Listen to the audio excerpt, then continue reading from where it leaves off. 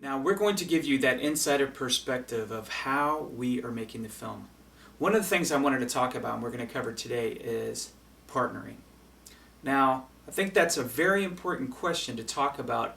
Who should you partner with?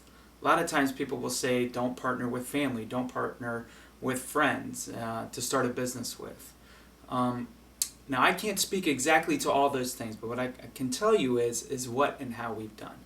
When we started out, originally it was with my partner, Scott Matthias. We started about 5 years ago in a film community that we were both very much a part of. I was actually the founder of the group, and Scott was one of my first members. So Scott brings to the table that he is a brilliant writer. He is a very, very good writer, and that's his skill and assets that he brings, and way better than me. The other thing that Scott brings to the table, he has a great background in marketing and PR. Obviously, I don't need to see, you don't need to see how important that is in filmmaking. It's very important in trying to get the word out.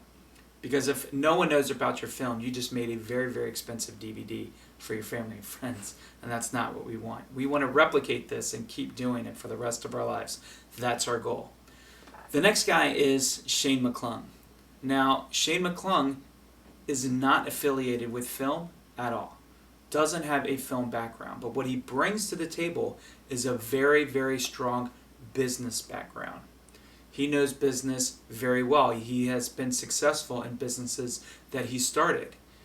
He also is very savvy at the internet, with website, with web development. So that's kind of a trend, is that when you are looking to potentially bring in a partner, someone who has a very strong resource in one area, really good in one area, but then bring to the table other things that can enhance your film project. And once you bring them into the partnership, you guys will then need to discuss how you're going to lay out that partnership. We decided to keep our partnership with an odd number, obviously. So a decision can be made if two members agree and we can move forward on it. 99% of the time it's been a unanimous decision, but sometimes when you have to and you pull together a meeting with the three of us, at least we're able to always come up with some answer, because there's always an odd number, which has really worked out very well for us. So I would encourage you to really find partners. You can't do this alone. Filmmaking is not a solo sport. Second, really discern what do those partners bring to the table. Some questions you need to ask yourself is what are their work ethics? What is their availability? What do they have going on in life right now? My other business partners still both have full-time jobs. I took a chance and have left my job, took a sabbatical.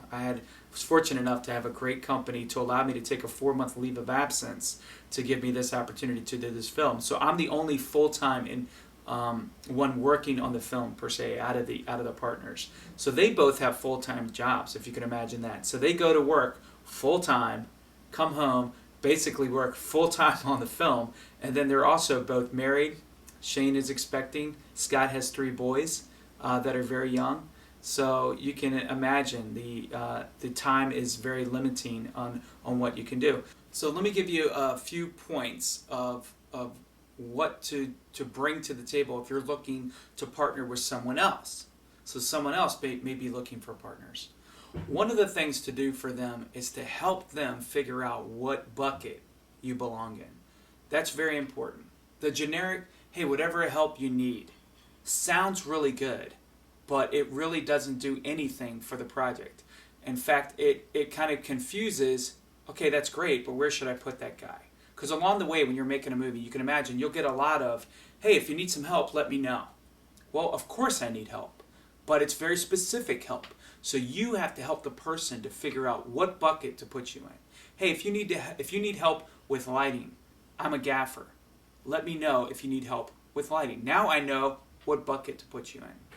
I'm a business person. I have a lot of business experience. That's the way you should introduce yourself that way, to help them figure out where they're coming from. That doesn't mean that you're solely just in that bucket. We all know independent filmmaking can't be that way. but it helps me to figure out what area you're predominantly focused on. You can say things like, I have experience in business, however, I love to act. That's a very viable option, but help the person figure out where they need to put you. That goes a long way.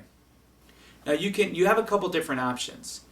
One is you can create a LLC, a limited liability corporation, in which every state you have to register to. You can go to your local municipality, you can do a Google search online to how to get an LLC set up, and that's going to be dependent upon each state. For us in the Commonwealth of Virginia, it was pretty easy. You contact my local county government, which then led me to the state government, and it's just you fill out a form. You can do that online. I believe it costs us $100 to register.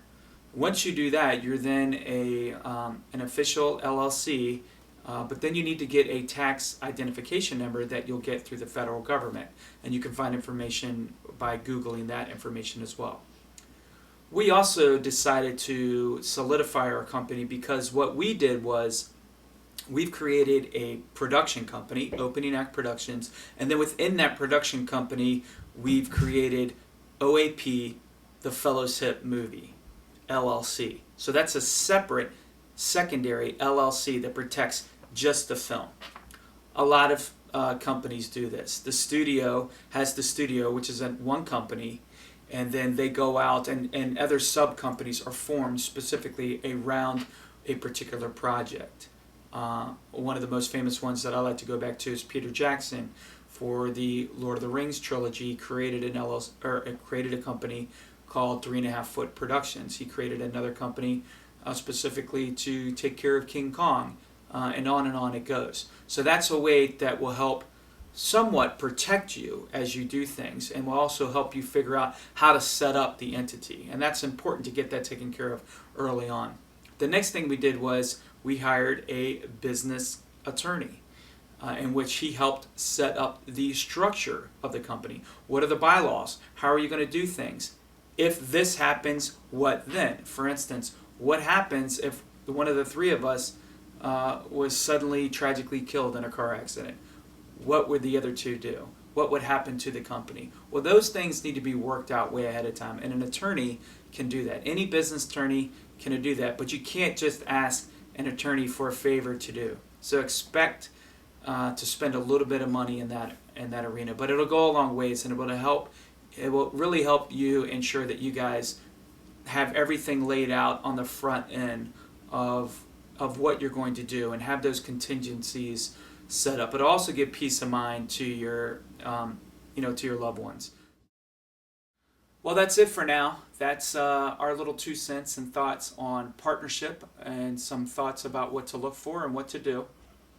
I'm hopeful that you'll find the right ones. We'd love to hear back from you if you have any other thoughts or ideas or questions. So we look forward to seeing you next time.